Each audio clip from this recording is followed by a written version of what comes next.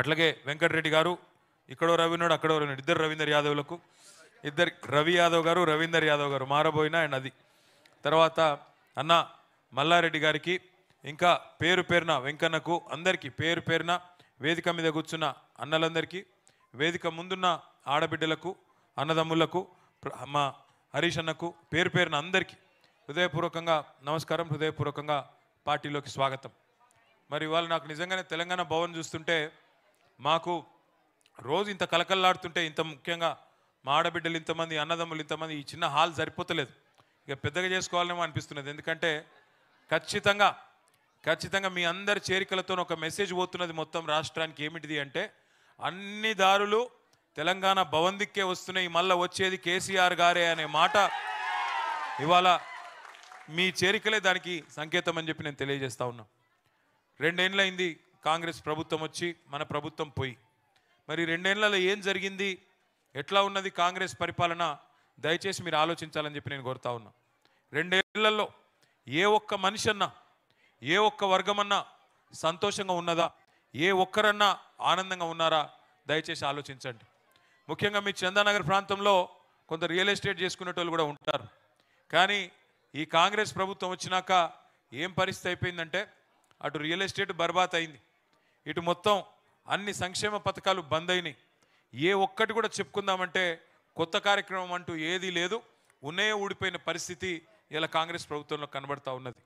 ప్రజల్లో ఏ వర్గం ప్రజలైనా ఏ కులం ప్రజలైనా ఏ మతం ప్రజలైనా అందరూ కూడా ఒకటే చెప్తా ఉన్నారు, 10 ఏళ్ళు కేసీఆర్ ఉన్నప్పుడే బాగుండే, అందుకే మళ్ళీ కేసీఆర్ గారిని తెచ్చుకోవాలి అనే ఆలోచన చేస్తూ ఉన్నారు. తప్పకుండా మీ దీవెనలతో కేసీఆర్ గారు తిరిగి రాబోయే 500 రోజుల్లోనే తిరిగి ముఖ్యమంత్రిగా ఈ రాష్ట్రానికి తప్పకుండా వస్తారు. మీ దీవెనలతో మీ ఆశీర్వాదంతో అది ఎక్కువ దూరం లేదు. కానీ మధ్యలో మనకు చిన్న చిన్న పరీక్షలు ఉన్నాయి. ఇప్పుడు జూబ్లీ హిల్స్లో అనుకోకుండా మన ఎమ్మెల్యే గారు అక్కడ చనిపోవడంతో మాగంటి గోపీనాథ్ గారు అక్కడ ఒక ఎలక్షన్ వచ్చింది. మీరు చూస్తున్నారు జూబ్లీ హిల్స్లో ఏం జరుగుతూ ఉందో. అక్కడ మనం గోపీనాథ్ గారు చనిపోతే ఒక రివాజ్గా ఇదివరకు కూడా ఏం చేసినామంటే ఎక్కడన్నా మన ఎమ్మెల్యే ఎవరన్నా చచ్చిపోతే వాళ్ళ కుటుంబంలో ఉన్న వాళ్ళకే టికెట్ ఇచ్చి ఆ కుటుంబానికి అండగా నిలబడే ప్రయత్నం చేసినాం. దుబ్బాకలో రామలింగారెడ్డి గారు చనిపోతే వారి శ్రీమతినే నిలబెట్టినాం. అట్లాగే నాగార్జున సాగర్లో నోముల నరసింహయ్య గారు చనిపోతే వాళ్ళ అబ్బాయిని నిలబెట్టుకున్నాం. కంటోన్మెంట్లో లాస్యా నందిత గారు చనిపోతే వాళ్ళ చెల్లెల్ని నిలబెట్టినాం. అట్లాగే ఇక్కడ కూడా గోపీనాథ్ గారు చనిపోతే వారి శ్రీమతిని నిలబెట్టినాం. కానీ ఎంత దుర్మార్గులు అంటే కాంగ్రెస్ వాళ్ళు, ఆ అమ్మాయి నిలబడితే మొన్న ఒక మీటింగ్ జరిగింది, మొత్తం జూబ్లీ హిల్స్ నియోజకవర్గం మీటింగ్. ఆ మీటింగ్లో మొత్తం ఇట్లాగే పెద్ద ఎత్తున కార్యకర్తలు నాయకులు అందరు వచ్చినారు. ఆమెకు దుఃఖం ఆగలేదు, భర్త చనిపోయి 4-5 నెలలు కాలేదు, దుఃఖం ఆగలేదు. దుఃఖం ఆగాక ఏడ్చింది. ఏడిస్తే ఆ ఏడుపును కూడా రాజకీయం చేస్తూ ఉన్నారు కాంగ్రెస్ నాయకులు. ఆమె అన్ని దొంగ ఏడుపులని ఏడుపులతో సెంటిమెంట్లు పండిస్తున్నదని నేను అడుగుతా ఉన్నా. ఒక్కసారి మా ఆడబిడ్డలు మీరు ఆలోచన చేయాల. ఇవాళ ఒక ఆడబిడ్డ తన భర్త చచ్చిపోతే బాధ ఉండదా? పిల్లలను చూసిన ప్రతిసారి భర్త గుర్తుకు రాడా? ఆయన భర్త కాన్స్టిట్యున్సీలో కష్టపడి అంత పెద్ద కుటుంబాన్ని ఆయన కళ్ళ ముంగడ పెడితే తప్పకుండా గుర్తొస్తాడు కదా. ఏడిస్తే దానికి కూడా ఈ రకంగా మాట్లాడితే ఎంతవరకు న్యాయం, దయచేసి ఆలోచన చేయండి. వాళ్ళ కాంగ్రెస్ నాయకుల ఇళ్ళలో ఎవరైనా చచ్చిపోతే వాళ్ళ ఇంట్లో ఉన్న వాళ్ళు ఏడవరా, బాధపడరా?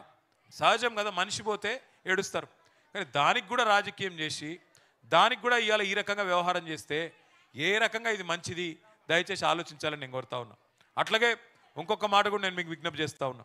2 ఏళ్ళైంది కాంగ్రెస్ ప్రభుత్వం వచ్చి, ఎవరికి మంచి చేసిండ్రు, ఎవరికి లాభం జరిగింది, దయచేసి ఆలోచన చేయండి. 6 గ్యారంటీలు అన్నారు, 100 రోజుల్లో అమలు చేస్తామన్నారు, బాండ్ పేపర్లు రాసిచ్చిండ్రు, దేవుళ్ళ మీద ఒట్లు పెట్టిండ్రు, ఒక్కళ్ళకన్నా లాభమైందా ఆలోచించండి. ఆడబిడ్డలకు చెప్పినారు, అత్తలకు 4000 పెన్షన్ ఇస్తామన్నారు, కోడళ్ళకి ఎంత ఇస్తా అన్నాడు? 2,500 ఇస్తా అన్నాడా? ఇక్కడ కోడలు లేరా? కోడళ్ళుంటే మీకు చెప్పిండు, అత్తలకు 4000, కోడలకు 2,500 అన్నాడు. ఒక్కలకన్నా ఇచ్చిండా? తులం బంగారం అన్నాడు, వచ్చిందా? నేను ముందే చెప్పిన, మీకు యాద పెట్టుకోరు. ఆడు తులం బంగారం ఇచ్చే బాపత్ కాదు, దొంగ. మీ మెడల పుస్తల తాడు కూడా ఎత్తుకపోతాడని చెప్పిన నేను.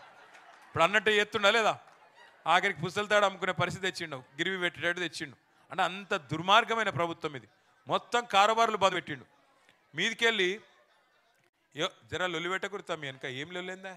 జర కూర్చున్నట్టు కూర్చోరు మధ్యలో మీరు వెనక కనబడతలేదు కూర్చొని ఆ బాబు నిలబెట్టుకొని మీరు కూర్చొని వెనుకోలో కనబడుతుందా రైట్ ఎల్లుల్లి పెట్టకు అయితే ఎంత అన్యాయం అంటే ముఖ్యమంత్రి గారు ఆయన కాంగ్రెస్ పార్టీ వాళ్ళు అడ్డగోలు హామీలు ఇచ్చారు నోటికి ఎంత వస్తుందంతా ఒర్రుకుంటా ఇష్టం వచ్చినట్టు తిరుగుకుంటా ఓట్లు అయితే వేయించుకున్నారు ఆయన తడ కూర్చున్నాక ముఖ్యమంత్రి అన్నప్పుడు అడుగుతారు కదా మరి ప్రజలు ఏమైనా బాగా నరుకుతివి 100 రోజులు లాంటివి 6 గ్యారంటీ లాంటివి తులం బంగారం ఏడవా 4000 పెన్షన్ ఎడవా నెలకు 2,500 ఎడవా ఆడపిల్లలకు స్కూటీలు ఇస్తా అంటివి మగ పిల్లగాళ్ళకు 2 లక్షల ఉద్యోగాలు ఇస్తా అంటివి ఏం సంగతి అంటే ఇప్పుడు ఏమంటుండరికైనా ముఖ్యమంత్రి నన్ను ఎవడు నమ్మతలేడు నేను ఢిల్లీకి పోతే చెప్పులెత్తకపోయే దొంగ లెక్క చూస్తున్నారు నన్ను నాకు ఢిల్లీలో ఎవడు అపాయింట్మెంట్లు ఇస్తలేడు ఇప్పుడు మరి దొంగ లెక్క చూస్తారా ఇంకో లెక్క చూస్తారా అడ్డంగా దొరికిపోయిన దొంగవు నువ్వు నేను దొంగ లెక్కనే చూస్తారు వేరే తిరిగి చూడరు కానీ గిట్లా మాట్లాడతారు ఎవరన్నా ఇప్పుడు నువ్వు కుటుంబానికి పెద్ద మనిషి అనుకో కుటుంబానికి పెద్ద మనిషి అంటోడు ఎట్లుండాలి ఎంత గంభీరంగా ఉండాలి ఎంత హుందాగా ఉండాలి కష్టాలు అందరికి ఉంటాయి ఈ రూమ్లో అప్పు లేని వాళ్ళు ఎవరైనా ఉన్నారా ఎవరైనా అప్పు లేని వాళ్ళు ఉంటే జర శైలా పట్టు అరే నీకు అప్పు లేదా రా భయ్ వాడు ఒక్కడలే వాడుతున్నాడు టోపీవాడు ఏమరా తమ్మి నీకు అప్పు లేదా మరి ఉన్నోళ్ళని కాదురా లేనోళ్ళని లేవాడు శైలా పడుతుంది గట్టిగా అప్పు లేనివాడు ఎవడని ఉంటాడా అప్పు లేనివాడు మనిషే కాదు అందరికి ఉంటాయి అసొంటిది మన రాష్ట్రం అప్పుల పాలైంది అంటాడు ముఖ్యమంత్రి నేను ఒకటి అడుగుతున్నా మరి ముఖ్యమంత్రి గారు చెప్పాలి అప్పు చేయండి పని చేస్తుంది ఏదన్నా అప్పు చేసే చెప్తాం కదా మళ్ళీ నడిపించాలి కదా దుకాణం నడిపించాలి ఇప్పుడు అందరికి అప్పు ఉంటుంది అప్పున్నా ఎంత గంభీరంగా ఉంటాం లోపల ఇప్పుడు పైకి వెళ్ళి కడక్ అంగి వేసుకొని లోపల బనీన్కి పొక్కలున్నా మీదికి వెళ్ళి అంగి మాత్రం మంచిగా పక్కడబంది వేసుకొని తిరుగుతాం ఎందుకు తిరుగుతాం ఎందుకంటే మళ్ళీ ఖరాబ్ అంగి వేసుకున్నాం అనుకో మళ్ళీ అప్పు ఉడుతుందా ఎవడని ఇస్తాడా మార్కెట్లో పతారు ఉంటుందా ఉండదు కదా గిరాక్ ఉండదు అందుకే ధైర్యంగా ఉంటాం అట్లాగే అప్పు తీసుకుంటే కూడా నియత్తుగా పని చేస్తాం ఏం చేస్తాం ఒకవేళ ఇప్పుడు నేను ఒక మాట అనుకో ఈ సంగారెడ్డి దగ్గర నేను ఒక 5 లక్షలు అప్పు తెచ్చుకున్నాను అనుకో ఏమైనా సంగారెడ్డి ఇస్తావా నిజంగానే 5 లక్షలు అప్పు తెచ్చుకున్నా అనుకో ఏం చెప్తానండి సంగారెడ్డికి ఇగో సంగారెడ్డి సాబ్ నేను 5 లక్షలు తీసుకుంటున్నా 2 నెలలు ఇస్తా మర్యాదగా ఇస్తా అని చెప్తా నేను ఇస్తలేను అనుకో 2 నెలల సంగారెడ్డి ఫోన్లు కొడతాడు మొదలు నేను కట్ చేస్తా నేను ఏడిస్తా పైసలు లేవు ఏం లేవు ఎత్తా అని ఎత్తా నెక్స్ట్ మళ్ళీ బిజీ అని దిస్ నెంబర్ ఇస్ బిజీ అని మళ్ళీ పోతుంటుంది మెసేజ్ లైన్ ఇక చూడబట్టలేక ఒకరోజు ఆయనతో సంగారెడ్డి నా ఇంటికే వచ్చి అరే ఏమైరా బాయ్ నువ్వు తీసుకుంటప్పుడేమో మంచిగా తీసుకున్నావు ఇప్పుడేమో ఫోన్లు ఎత్తుతలేవు ఏం సంగతి అని నన్ను పట్టుకున్నాడు నేను మర్యాదగాల్లో ఉన్నా అనుకో నిజాయితీ పరి ఉన్నా అనుకో నేనేమంటా అన్నా జరేమనుకోకే ఇంకొక 2 నెలలు టైమీ మిత్తి కడతా రూపాయి మిత్తి వేసుకో ఇస్తా ఒక 2 నెలలు టైమీ అని అడుగుతా అంతేనా కింద వాడి మీద వాడి ఇంకో అప్పు చేసో ఏదో ఒకటి చేసి మొత్తానికి కడతా ఈ ముఖ్యమంత్రిని కూడా ఇలా ఏం అడుగుతారు ప్రజలు ఏమైనా 100 రోజులు చేస్తా అంటివి 700 రోజులైంది మరి ఏడవైంది తులం బంగారం షాపులు లేవా లేకపోతే బంగారం గనులు మూసేసిండ్రా ఏడవైనాయి అని అడుగుతున్నారు అట్లాగే ఉద్యోగులు అడుగుతున్నారు ఏమైనా మా జీతాలు పెంచుతా అంటివి మరి ఎందుకు ఇస్తలేవు ఉన్న జీతాలే ఇస్తలేవు అని వాళ్ళు అడుగుతున్నారు అట్లాగే ముసలోళ్ళు అడుగుతున్నారు ఎక్కడ పోయినా ఇప్పుడు నిన్నగాక మొన్న ఒక మంత్రి గారు తిరుగుతుంటే జూబ్లీహిల్స్లో మంత్రిని పట్టుకొని పాపం పెద్ద మనిషి అడిగింది ఏమాయ కొడుక 4000 పెన్షన్ ఏడవైందని ముఖ్యమంత్రి ఏమంటుండే తెలుసా ఇట్లా అడిగితే నన్ను కోసుక తింటారా ఏం చేస్తారు మీరు నన్ను కోసుక తింటారా అంటుండు కోసుక తినేతందుకు ఆయన ఏమైనా జామకాయనా సేపా ఎవరిని ఎందుకు కోసుక తింటారా ఆయన నన్ను కోసుక తింటారా నిజాయితీ గల్లోడైతే ఏం చెప్పాలి నేను లంగ మాటలు చెప్పినా దొంగ మాటలు చెప్పినా అధికారం కోసం అడ్డమైన హామీలు ఇచ్చినా నాతో అయితలేదు శాతనైతలేదు కేసీఆర్ లెక్క నడుపుడు నాతో కాదు నాకు నడిపస్తలేదు గవర్నమెంట్ అని చెప్పి సపరేట్గా పక్కకు కూర్చోవాలి కేసీఆర్ గారు ఇట్లా చెప్పిండా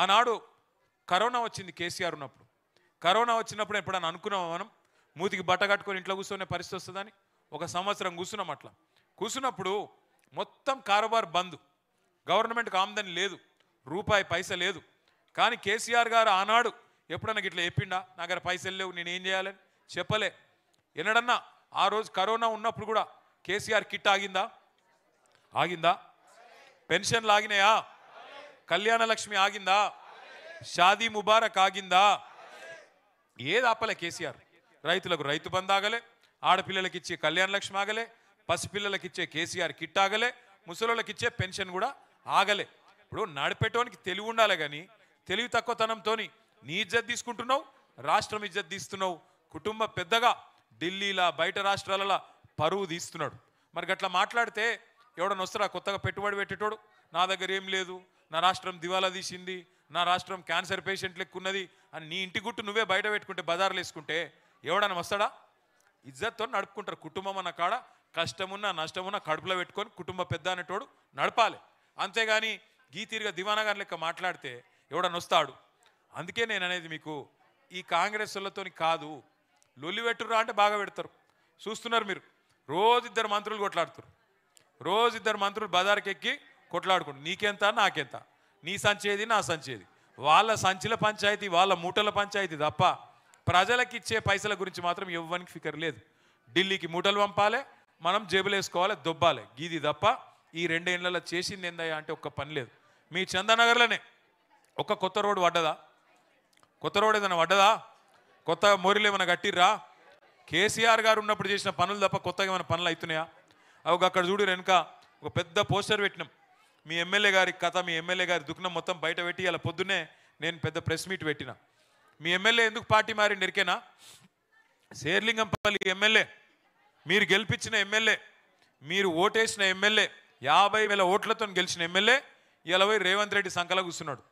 మీకోసం కాదు, మీకోసం ఏదో మీ చందానగర్ కోసమో, మీ భారతీనగర్ కోసమో, మీ దగ్గర ఉండే మియాపూర్ కోసమో, మీ ప్రజల కోసమో, ప్రజల పనుల కోసమే ఓలే. ఆయనకు 11 ఎకరాల ల్యాండ్ ఆడ కబ్జా పెట్టిండు, గాజుల రామారంలో కబ్జా పెట్టి అక్కడ పెద్ద ఫోటో పెట్టినాం ఆయనది.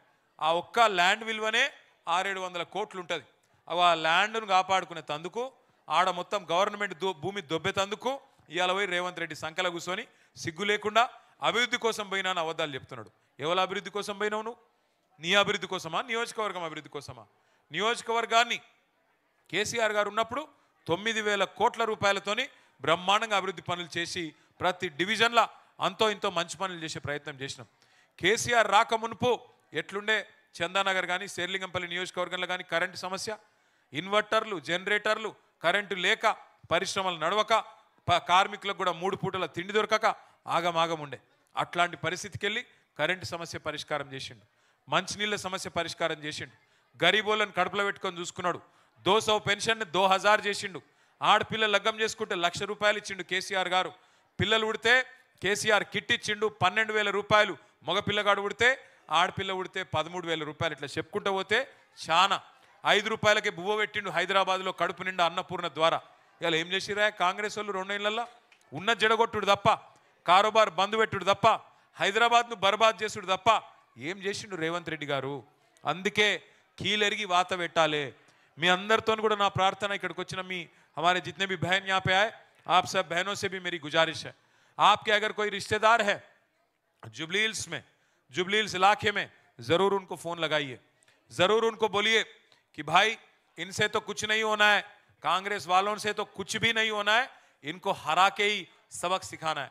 इन्होंने आपको भी धोखा दिया, जितने भी हमारे भाई बहन इसमें शामिल है जलसे में.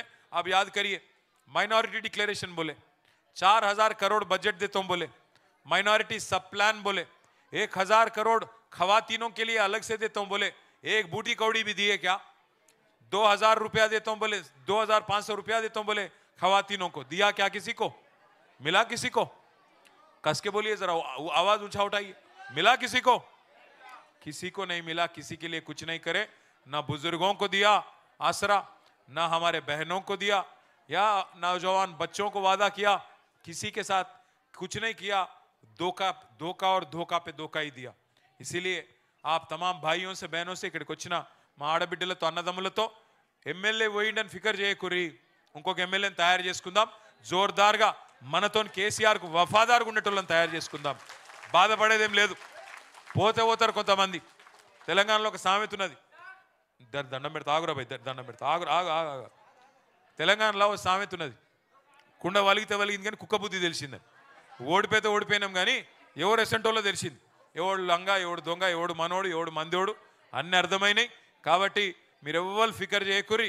మళ్ళా షేర్లింగంపల్లిలో తిరిగి మీ అందరి దయతోని, మీ అందరి ఆశీర్వాదంతో మళ్ళా గులాబీ జెండానే ఎగురుతుంది. కేసీఆర్ గారే ముఖ్యమంత్రి అవుతారు. తప్పకుండా మీ అందరికి కూడా మళ్ళీ మంచి రోజులు వస్తాయి. 500 రోజుల్లో కేసీఆర్ గారు తిరిగి వస్తారు. ఈ లోపల మాత్రం 11 తారీఖు నాడు మనకు జూబ్లీ హిల్స్ ఎలక్షన్ ఉన్నది. మీకు ఎవరైనా చుట్టాలుంటే, దోస్తులుంటే, క్లాస్మేట్లుంటే, తెలిసిన వాళ్ళుంటే జర్ర ఒక్క ఫోన్ కొట్టుర్రి. ఫోన్ కొట్టి చెప్పుర్రి, బరాబర్ ఓటింగ్కి పోవాలి, ఓటు వేయాలి. జూబ్లీహిల్స్లో ఏ గుర్తు కొద్దిగా లగాయని చెప్పు, వినోడతలు నైసునాయిదరా కారు గుర్తు మర్చిపోకురి. అంబాసిడర్ కారు జోరుగా ఉరుకుతుంది. జూబ్లీహిల్స్లో కూడా గెలవాలి, శేర్లింగంపల్లిలో కూడా గెలవాలి. మళ్ళా హైదరాబాద్ మీద గులాబీ జెండాను ఎగరాలి. మళ్ళా మనందరం ముంగడికి పోవాలి. జై తెలంగాణ. Thank you.